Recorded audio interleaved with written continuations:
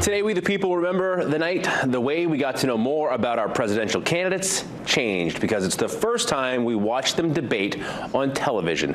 Thousands of Mainers were glued to the set, hopefully watching right here on WABI, as in 1960, Vice President Richard M. Nixon and Senator John F. Kennedy participated in the first of a series of nationally televised presidential debates. Economic growth and competition with the Soviet Union remained key issues throughout the talks.